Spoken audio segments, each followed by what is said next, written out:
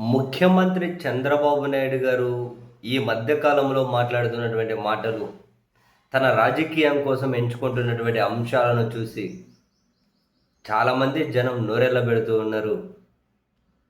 నెట్టింట కూడా వాళ్ళ ఆశ్చర్యాన్ని, విస్మయాన్ని వ్యక్తం చేస్తూ ఉన్నారు.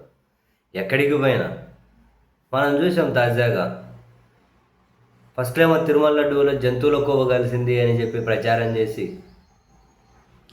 తీరా సుప్రీంకోర్టు నియమించిన సిబిఐ అటువంటిది ఏమీ లేదని తేల్చిన తర్వాత ఇప్పుడేమంటారు, బాత్రూమ్లు లెట్రిన్లు క్లీన్ చేసి కెమికల్స్ కలిపారు అంటున్నారు. అసలు దారుణం, అసలు ఎంత దారుణం అంటే మనం డిఫైన్ చేయలేం ఈ మాటలు.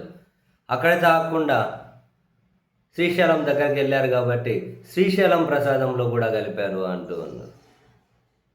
తాను అండ్ మళ్ళీ హైదరాబాద్ డెవలప్మెంటు దానికి ముడిపెడుతూ ఏదో మాట్లాడుతూ ఉన్నారు. ఏమంట, ఇంతకుముందు మీరు చూశారు హైదరాబాద్ చుట్టూ తీవ్రవాదులు ఉండేవాళ్ళు, తీవ్రవాదులతో పోరాటం చేశాను నేను, తీవ్రవాదులతో పోరాటం, ఓకే, తీవ్రవాదులతో పోరాటం చేశాను, హైదరాబాద్ చుట్టూ తీవ్రవాదుల తర్వాత నేను జనజీవన స్రవంతుల కలవమని చెబితే నా మీద దాడి చేశారు, తీవ్రవాదులు నక్సలైట్లను అంటూ ఉన్నారా? నక్సలైట్లు తీవ్రవాదులు అయిపోయారా? సరేలేండి, ఇప్పుడు వాళ్ళు లేరు కదా, ఓవరాల్గా ఎట్లయినా అనొచ్చు. హైదరాబాద్ అభివృద్ధికి వాళ్ళు అడ్డొస్తున్నారు అని వాళ్ళు తీవ్రవాదులట, వాళ్ళతో చంద్రబాబు సార్ ఫైట్ చేశారంట, జనజీవన స్రవంతులు రమ్మంటే ఆడ నా మీద క్లైమర్మైన్లు పెట్టి వేల్చారు అంటున్నారు. చివరికి వాళ్ళు ఒకప్పుడు ఉండేవాళ్ళు అని ఇప్పుడు లేరు కదా, అది కూడా నా వల్లే అని చెబుతూ ఉన్నారు.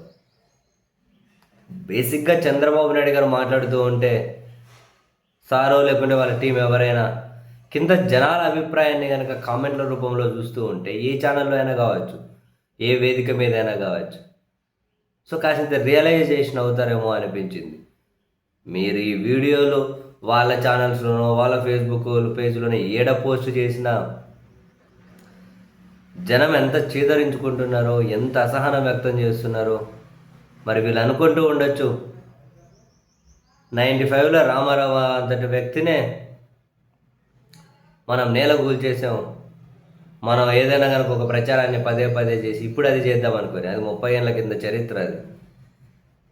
ఇప్పుడు ప్రతి ఒక్కరు వాళ్ళ అభిప్రాయాన్ని స్వేచ్ఛగా సోషల్ మీడియాలో చెప్పగలుగుతున్నారు. నిజమేంటి అబద్ధం ఏంటి అనేది కళ్ళ ముందే రెండు కనిపిస్తుంది, నిజమేంటి అబద్ధం ఏంటి అని. అబద్ధాన్ని నమ్మే పిచ్చోళ్ళకు తక్కువేం లేదు, వేరే విషయమే. అలాగని చెప్పి అబద్ధం నిజాన్ని అయితే మింగేయాలంటే అది కుదరని పని. అండ్ ఇప్పుడు వీళ్ళు పదే పదే ఒకే అబద్ధాన్ని దుష్ప్రచారం చేసి జనంలోకి తీసుకెళ్ళాలి అంటే అల్టిమేట్గా వీళ్ళే పలచన అవుతారు. ఇంత దారుణంగా అసలు రాజకీయ చివరాంకం అంటే ఓపెన్గా మాట్లాడుకోవాలి అంటే, అవునన్నా కాదన్నా రాజకీయంగా చివరాంకం ఇదే కదా చంద్రబాబు నాయుడు గారికి లాస్ట్ టర్మ్. ఇటువంటి చివరాంకంలో ఇంత దిగజారి రాజకీయాలు చేసి ఏది బుద్ధి పడితే అది మాట్లాడుతూ తన మీద ఎవరికైనా గౌరవం అని అంటే ఆ గౌరవించే వాళ్ళు కూడా ఏంది అని ఇలా అయిపోయారు అని చెప్పి బాధపడేటట్లు ఎందుకు ఆయన క్రియేట్ చేసుకుంటున్నారో తెలియడం లేదు.